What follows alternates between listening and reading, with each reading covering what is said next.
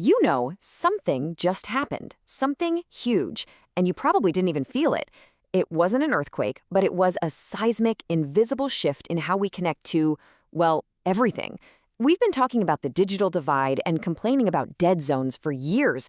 Well, as of this month, you can officially consider those complaints relics of the past.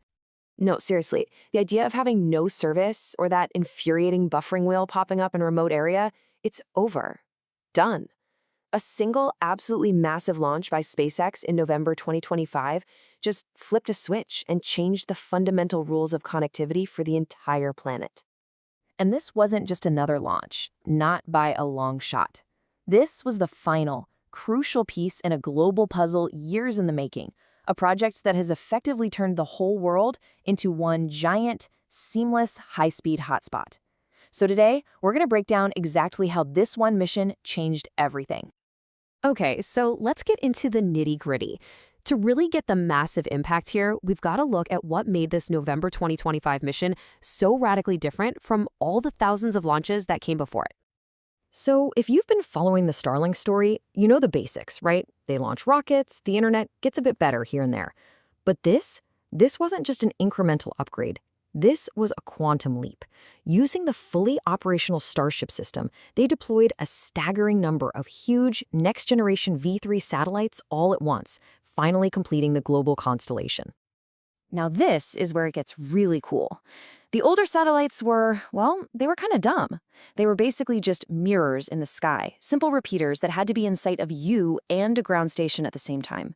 These new V3 birds, they're essentially flying data centers, packed with processing power and a true game-changing technology. And that game changer is what everyone's calling space lasers. It's officially known as optical intersatellite links, and this is the absolute key to the whole thing. Your data no longer needs to hop down to a ground station. It can just zip between satellites at the speed of light in the vacuum of space, creating a true mesh network in orbit. This launch just filled in the final gaps. So we've covered the tech. Cool stuff, right? But now let's talk about what this actually means for your daily life. Because this isn't just about faster speeds for a few people. It's about the total and complete elimination of the word offline for everyone. So what does all this talk of V3 satellites and orbital meshes actually mean for you, right now, holding your phone? It means the world you thought you knew has been fundamentally rewired. It means your phone just got a global superpower. Here it is. The most immediate, most profound impact of this whole thing is the full global activation of direct-to-cell. The new antennas on these satellites are so sensitive, they can talk directly to the standard 4G or 5G phone you already have in your pocket. No special dish, no extra hardware. Nothing. Let this sink in. Your new reality is this simple.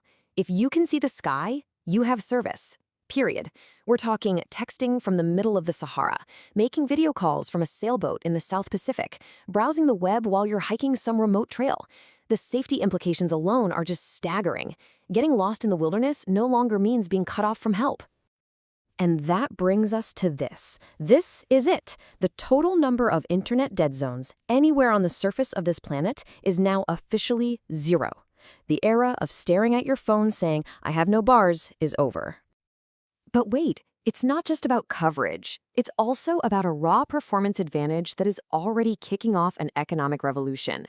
The completed network is now in a speed war with traditional fiber optics, and you might be surprised who's winning. All right, prepare to have your mind blown a little bit. It is now officially faster to send data between, say, New York and London through space than it is through the undersea fiber optic cables we've relied on for decades. How is that possible? Well, light travels about 47% faster in the vacuum of space than it does through glass fiber. It's just physics. And that tiny millisecond advantage, it sets off a huge domino effect. High-frequency financial trading firms are already switching over because every microsecond is millions of dollars. But it's also enabling industries that were pure science fiction just a few years ago. Think about a surgeon in New York controlling a robotic arm to perform a procedure in Tokyo with absolutely zero perceptible lag. That's not the future. That's now. So here's the bottom line. The geographic lottery for who gets fast, high-quality internet is over. A competitive gamer in the middle of rural Montana can now have the same or even better ping time as someone living in a condo right next to a data center in Seoul. The playing field has been totally and completely leveled. You know, When we look back at this time, that November 2025 launch will be seen as the exact moment our global infrastructure finally caught up with the dream of a truly, truly connected world. It's such a powerful way to think about it, isn't it?